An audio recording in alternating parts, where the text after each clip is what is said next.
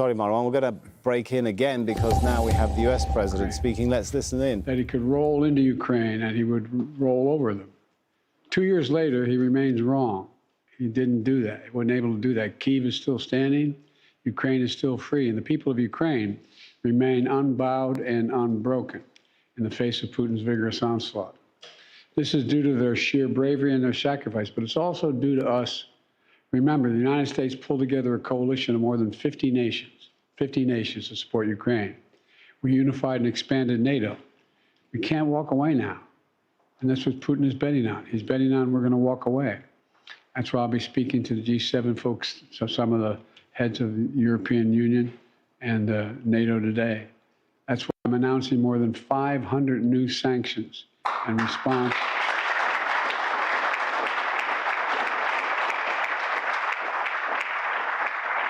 In response to Putin's war of conquest, in response to Alexei Navalny's death, because make no mistake, Putin is responsible for Alexei's death. Yesterday, I met with Alexei's wife and daughter in California, where his daughter attends college.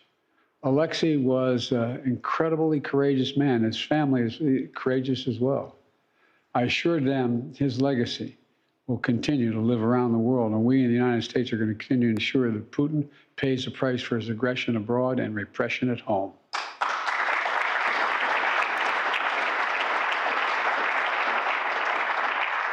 But let me be clear. House of Representatives must pass the bipartisan national security bill. The bill provides urgent funding for Ukraine, and it passed overwhelmingly in the Senate. And there's no question, none. If the Speaker called for a vote in the House, it would pass easily today. Instead, they went on vacation. I mean, it's just, well. Look, folks, all kidding aside, history's watching. The clock is ticking. Brave Ukrainian soldiers and civilians are dying. Russia is taking Ukraine territory for the first time in many months. But here in America, the Speaker gave the House a 2-week vacation. They have to come back. They have to come back and get this done.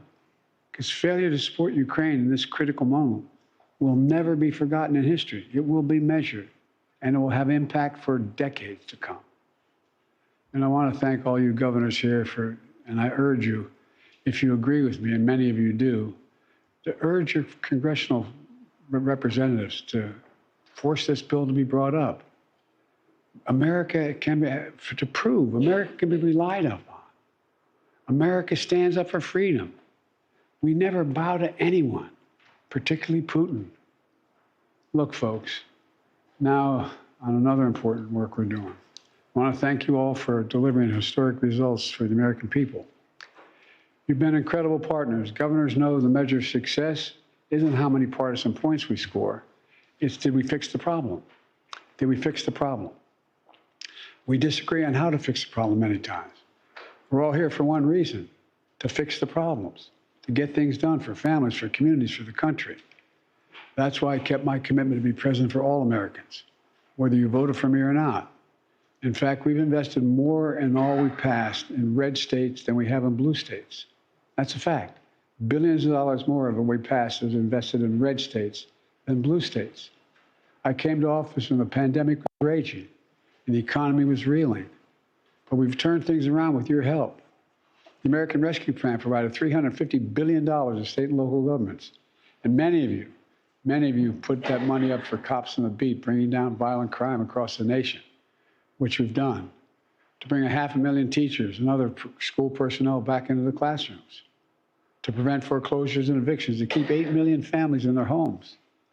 The bipartisan infrastructure law made the most significant investment in our nation's infrastructure in history. Well,